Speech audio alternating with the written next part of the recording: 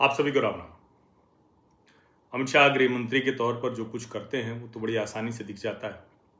हालांकि वो भी इतनी आसानी से नहीं दिखता है, क्योंकि गृह मंत्री अमित शाह का अपना एक तरीका है और उस तरीके में बहुत सी बातें लोगों को तब पता चलते हैं जब सब कुछ हो जाता है। 370 वाला तो सबको याद ही है। जिन एनजीओज के FCRA लाइसेंस रद्द हुए वो सबको याद ही है। मैं भी इसकी सोनम वांगचुक वाले की बात नहीं कर रहा हूं। लेकिन अमित शाह सिर्फ गृह मंत्री नहीं, तो आप कहेंगे हाँ वो भाजपा के सबसे शक्तिशाली व्यक्ति हैं after prime minister Narendra Modi. आप कहेंगे कि हाँ भाई वो जो तय करते हैं वही भाजपा में होता है। ये सब अपनी जगह है, लेकिन गृह मंत्री अमित शाह देश के सहकारिता मंत्री भी हैं और उनके उस एजेंडे पर लोगों का ध्यान कम जाता है। बड़े सलीके से उन्होंने सहकारिता के जो ऐसे नियम थे जो मुश्किल करने वाले थे उन नियमों को बदला। धीरे धीरे सहकारिता में जो कुछ कम्युनिस्ट, कुछ शरद पवार जैसे शक्तिशाली लोग, कुछ कांग्रेसी नेता, उनका जो प्रभुत्व था उसको समाप्त किया और अब वो सहकारिता को एकदम अलग लेवल पर ले जा रहे हैं। और मैंने पहले भी चेताया था कि इस एजेंडे को जरा देखिए। अमित शाह जिस गेम को खेल रहे हैं वहाँ कोई समझ नहीं पा रहा है। इसको बार बार कहते हैं ना, भारतीय जनता पार्टी तो शहरों की पार्टी है, गांवों में क्या करेगी। हालांकि अब गांवों में भी वैसे ही दिखती है और गुजरात में तो शहर गांव वैसे भी नहीं रह गया। आने वाले समय में वैसे भी गांव धीरे धीरे शहर ही बनते जाएंगे। अब ये जो सहकारिता मंत्री के तौर पर अमित शाह का काम है वो कमाल का काम है। देश के किसानों के लिए, ग्रामीण जो भारत है उसके लिए वो जो कुछ कर रहे हैं वो सुनना समझना चाहिए, जानना बहुत जरूरी है। अब आज मैं देख रहा हूं एक संस्था है NCEL, national cooperative exports limited. Amit Shah ने NCEL के लिए प्रतिवर्ष कम से कम 2 लाख करोड़ रुपए के निर्यात का लक्ष्य रखा है। यानी आपकी जो MSMEs हैं, आपकी जो बड़ी कंपनियां हैं, आपके जो अंबानी अडानी हैं, उनको छोड़ दीजिए। सहकारिता के जरिए जो लोग जुड़े हुए हैं उनके उत्पाद दुनिया भर में बिकें और वो कम से कम 2 लाख करोड़ के रुपए के हों, ये अमित शाह ने तय किया है। 2023 में NCEL की स्थापना हुई थी। 2023 मात्र भी 2 वर्ष हुए हैं। जनवरी 2023 में हुई थी, ये जनवरी 2025 बीत गया, मतलब मान लीजिए 2.5 वर्ष मान लीजिए। इफको, क्रिब्को, नैफेड, अमूल और NCDC, ये जो सभी कोऑपरेटिव क्षेत्र से हैं, फार्मर सेक्टर से हैं, फार्म सेक्टर से, उन्होंने मिलकर इसकी स्थापना की थी। 500 करोड़ रुपए शुरू में इसमें पैसे लगे थे और उसके बाद 2000 करोड़ रुपए की जो अधिकृत शेयर पूंजी थी वो इसमें जोड़ी गई। मकसद क्या था? भारतीय किसानों को अंतर्राष्ट्रीय बाजार से जोड़ना।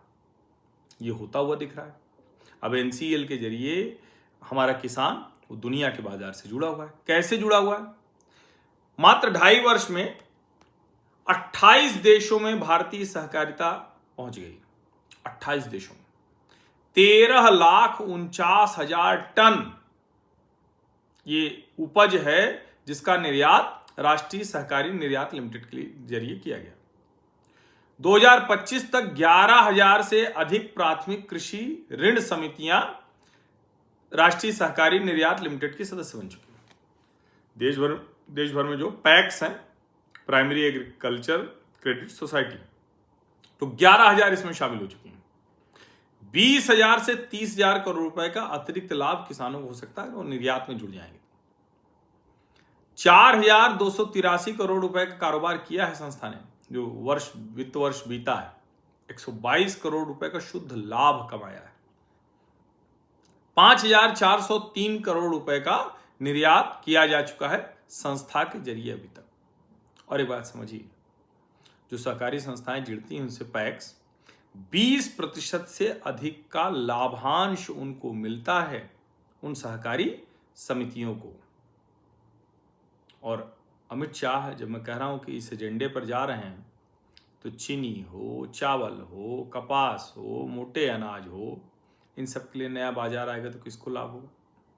भंडारण है, पैकिंग है, ब्रांडिंग है, विदेश तक पहुंचाना, उसका काम एनसीएल कर रहा है। किसानों को बिचौलिए की जरूरत नहीं, समझिए इसको। और क्या क्या सामान बेचते हैं, चावल बेचते हैं, मसाला बेचते हैं, प्याज बेचते हैं, लाल प्याज, चीनी भेजते हैं, चाय भेजते हैं, दूसरी ऐसी जो प्रोसेस सामग्री है वो सब भेजते हैं। अमित शाह इस एजेंडे पर शांति से काम कर रहे हैं। बहुत पॉजिटिव काम है, बड़ा इसका असर पड़ने वाला है और असर पड़ता हुआ दिख भी रहा है। अब जाहिर है जब किसानों को इसका लाभ मिलेगा तो ऐसे मॉडल खड़े होंगे। तो नरेंद्र मोदी की सरकार जिस तरफ काम कर रही है उस तरफ पहले की सरकारों ने सोचा ही नहीं, और सोचा भी तो उस मंच से नहीं सोचा, कहा कि ठीक है यार हो जाएगा हो जाएगा, नहीं होगा नहीं होगा। लेकिन ये वाली सरकार ये नहीं कहती कि हो जाएगा तो हो जाएगा, नहीं होगा नहीं होगा। वो कहती जब हमने किया तो होना तो पड़ेगा, और होता दिख भी रहा है। तो अमित शाह के इस एजेंडे पर ध्यान रखिए। खैर अच्छा ही है, किसानों का भला हो रहा है, देश का भला हो रहा है, सहकारी समितियां अच्छी हैं। अब जानते हैं सहकारी समितियों के अमित शाह ने पेट्रोल पंप, गैस एजेंसी ये सब लेने का भी अधिकार दे दिया है। गाँवों में उसकी शॉप खुलेगी, उसमें सब कुछ होगा। जैसा स्टोर होता है बढ़िया रिटेल स्टोर शहरों में, मॉल्स में, वैसे गाँव में खुल जाएगा। तो इससे बढ़िया क्या होगा, लाइफस्टाइल बेहतर हो जाए। और हम तो चाहते हैं गाँव में सारी सुख सुविधा शहरों वाली हो जाए, जिससे गाँव कुछ तो बचे रहे। वरना होगा क्या कि यहाँ आके कहेंगे फार्म हाउस बनाना है। आप सभी का बहुत बहुत धन्यवाद। सब्सक्राइब अवश्य कर लीजिए, नोटिफिकेशन वाली घंटी दबा दीजिए, लाइक का बटन दबा दीजिए, अधिक से अधिक लोगों तक इस वीडियो को पहुंचा दीजिए। धन्यवाद।